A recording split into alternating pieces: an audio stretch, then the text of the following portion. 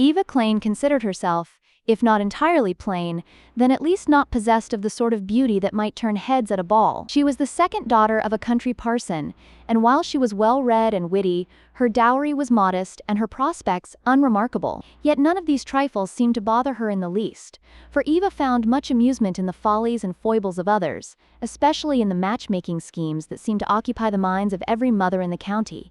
The arrival of Mr. Theodore Whitby to the neighborhood had set many a heart aflutter. He was young, exceedingly handsome, and reputed to be in possession of an estate yielding $10,000 a year. Such a man, it was universally agreed, was the pinnacle of matrimonial prizes. But Eva, ever skeptical of popular opinion, resolved not to be swayed by such shallow considerations. "If he is as delightful as he is wealthy," she remarked to her elder sister Margaret, "then I shall permit myself to be impressed. But I make no promises." Eva had her first proper introduction to Mr. Whitby at a dinner hosted by the Harringtons. The drawing-room was crowded with guests, most of whom were eager to secure his attention. Eva, however, was content to observe from a distance, her amusement growing with each simpering curtsy and fluttered fan. "You have no designs upon Mr. Whitby, Miss Clain?" came a voice at her side. She turned to find Mr. Henry Travers, her brother-in-law's cousin, and a frequent companion in her mockery of society's absurdities. "Certainly not," Eva replied with a smirk. "I am quite determined to let him escape unscathed."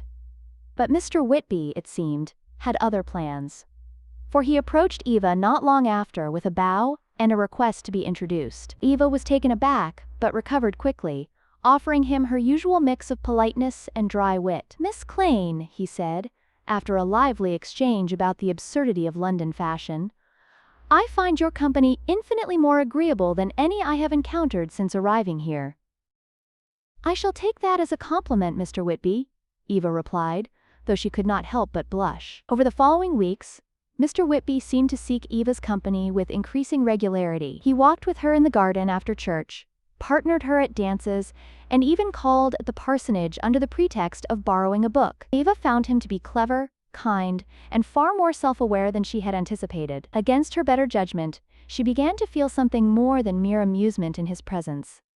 But doubt soon crept in. Surely a man of his wealth and status could not seriously consider a parson's daughter as a potential match. Perhaps he simply enjoyed the novelty of her conversation, or sought a harmless diversion.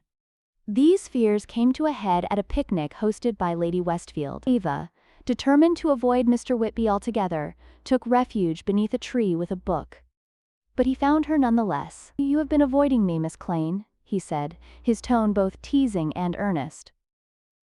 "I would not presume to monopolize your attention, Mr. Whitby," she replied, attempting nonchalance. He hesitated, then sat beside her. "Eva," he said, dropping the formalities, "I must speak plainly.